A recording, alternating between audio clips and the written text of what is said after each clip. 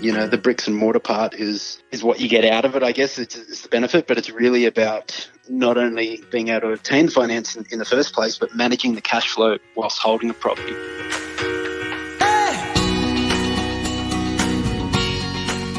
This is Property Investory, where we talk to successful property investors to find out more about their stories, mindset, and strategies.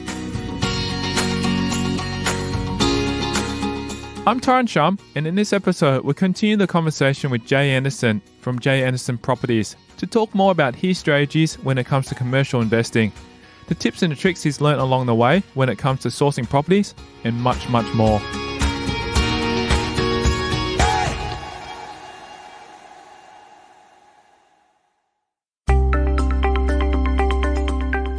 With a family history in the hotel and property world, Jay Anderson shares whether he keeps his hotel and buyer's agent's business separate from one another. So the motel portfolio is something that's we're building, I guess, for the family. But there's definitely, when I've got commercial clients or clients who are interested in building a commercial property, I'm definitely showing them and sharing our insights and knowledge and why we like motels or accommodation assets, and then helping them through that whole journey and educating them even beyond settlement, just to try and really educate them and accelerate, I guess, the potential performance and returns for the property. But yeah, I have toyed with the idea of maybe some sort of a syndicate or something later down the track, of getting some investment partners involved. Given the large-scale size of these commercial purchases and numerous initial costs to take into account, how does Anderson actually gather the funds for such purchases? Borrowing's fine on it, not an issue. I think the banks look pretty favourably on motel assets. At the moment, we've still got the capability to keep buying, so once that's probably exhausted, I'm definitely interested in looking at options like forming a bit of a syndicate and having a structured plan in place and getting some key investors involved and seeing where we can go with that. With that in mind, Anderson shares that he's actually purchased other types of commercial properties aside from hotels. Medical assets, so medical and healthcare. I guess the key reasons for that is, net yields are kind of between 6 and 8%. Tenants are typically high income earners. The medical assets themselves attract anchor tenants, and these assets are an integral part of the community.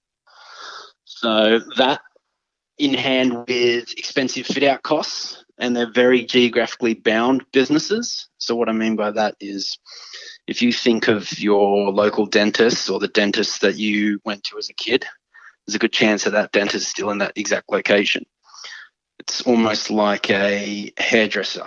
So if a hairdresser picks up and moves to the next suburb, they're going to lose probably half to 3/4 of their client base.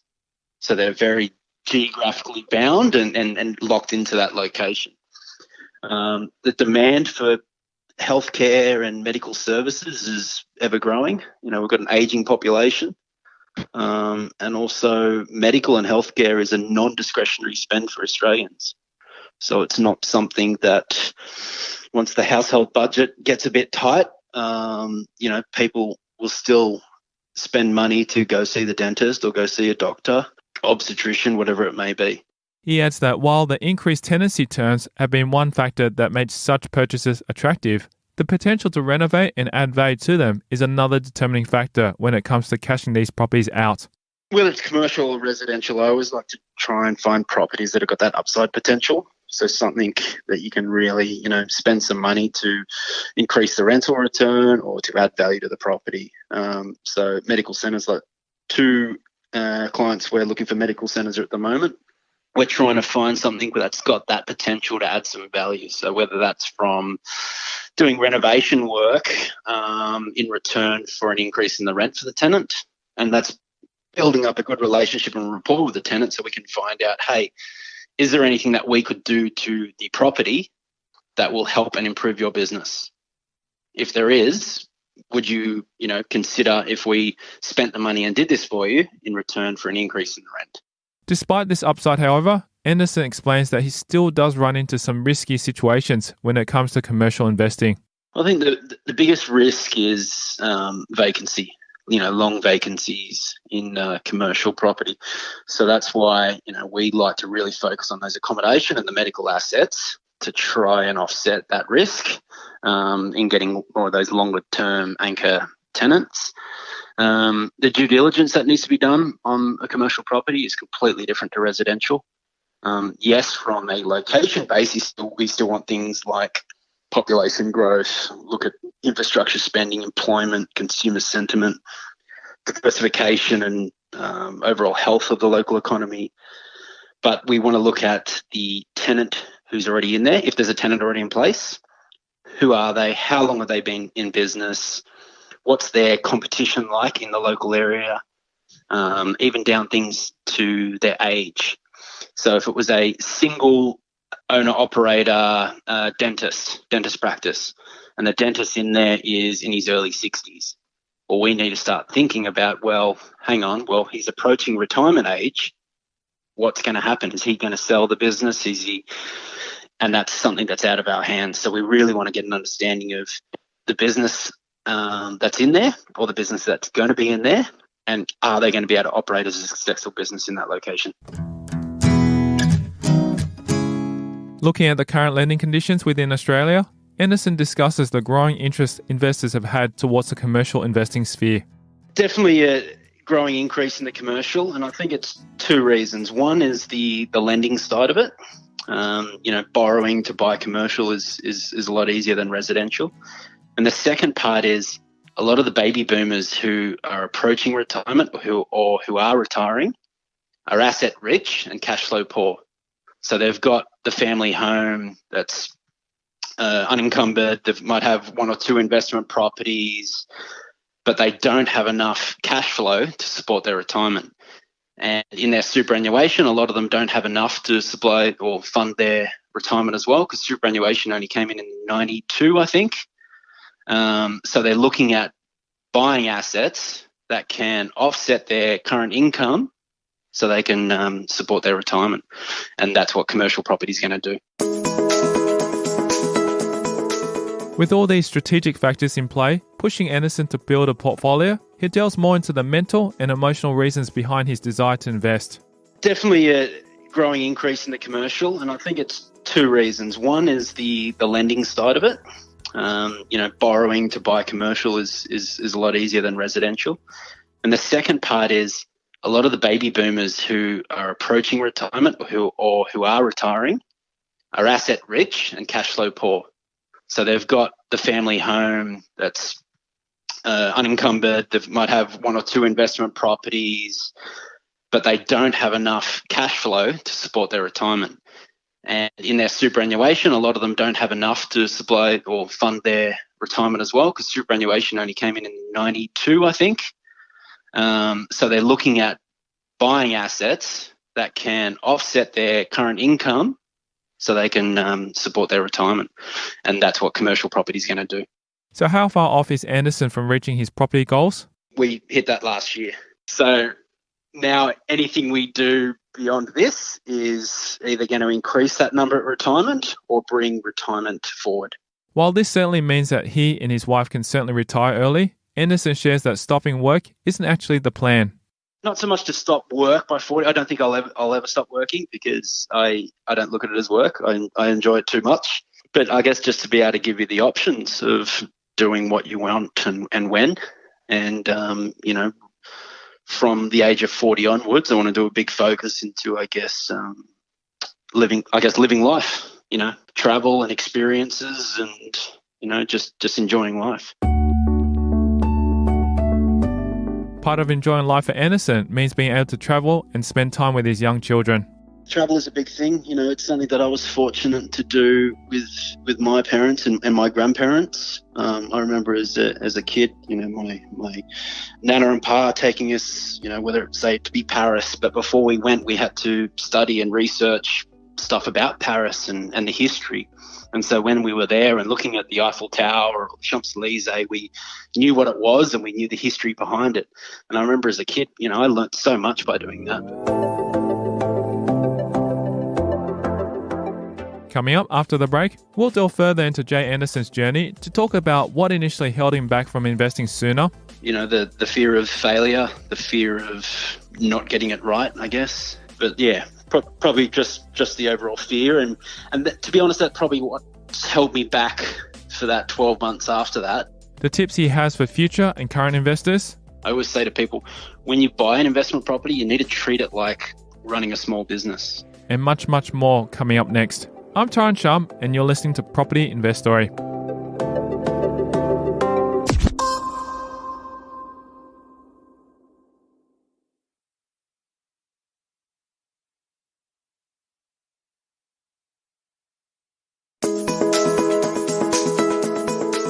Going back to his first property purchase in Potts Point, Anderson discusses whether or not there was anything that held him back from investing. The fear of failure, the fear of not getting it right, I guess. But yeah, probably just the overall fear. And to be honest, that's probably what held me back for that 12 months after that on buying our next one, was trying so hard to get it right. And I remember walking into properties that we were looking at, and rather than walking in and looking at the great things about the property, I was walking in trying to find something wrong with it so we shouldn't buy it. Wow, okay, that's a different, take an approach. Yeah, and I think that's why I didn't buy, because any property you walk into, there's no such thing as that kind of perfect unicorn deal, or that unicorn property. It's about ticking all the key criteria and the investment, in the investment criteria, the meeting your brief and looking at all the fundamentals. And if it ticks all those boxes, then buy it, take action. With such a negative mindset, Anderson shares what it was that changed how he viewed property and eventually got him to make that second purchase. When I started surrounding myself with successful investors and the experts, because that's someone to hold you accountable and say, well, Jay, this was the criteria. These are the fundamentals it meets. It meets your brief. Let's go. Let's take action. Speaking of successful people, Anderson talks about some of the mentors he found during the initial stages of his investing journey. My accountant is an incredible mentor, not only in the property investment space, but I guess mindset and in business in general. I've had a couple of close friends who are successful investors, so talking to them, seeing what they do, and also having a very investment savvy mortgage broker as well, and just getting all the parties talking to each other. And then when I started using buyer's agents for my own purchases, getting all those key stakeholders in a room or on the phone, everyone on the same page, and then just taking action. While having a focus team is always ideal, how does Anderson actually ensure that good relationships are built between the people he works with and himself? I had to change mortgage brokers for my first purchase, and I had to change accountants. And that's an easy one. And I guess it's a big hesitation a lot of people might have. If we talk about, say, accountants for a moment, they might go, well, hey, I've been with this accountant. He understands my business and my family and what we do. And, my parents have used him for 20 years or whatever it may be.